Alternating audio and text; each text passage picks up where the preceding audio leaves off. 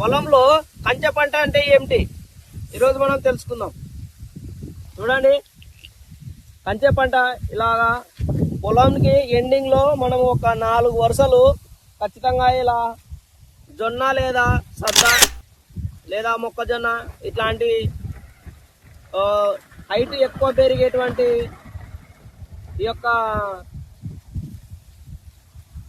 మొక్కలు వేసుకున్నట్టయితే మనం దీని నుంచి మన ఇంటికి కదా ప్రహరీ కూడా ఎలా ఉంటుందో కాంపౌండ్ వాల్ అంటాం కదా, అలాగా మన పొలానికి కూడా ఈ కాంపౌండ్ వాల్ అన్నమాట. ఇది దోమలు అదేవిధంగా పురుగులు కీటకాలు ఏమైనా వచ్చి ఫస్ట్ దాని మీద వాలి తర్వాతనే బ్యాక్టీరియా అవన్నీ అక్కడే క్లియర్ అయ్యి తర్వాతనే పొలంలోకి వస్తాయి.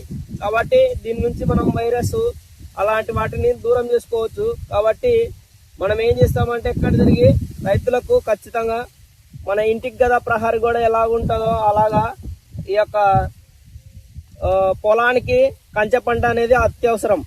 ఈ విషయాన్ని గమనించగలరు. పాతకాలంలో చాలా మంది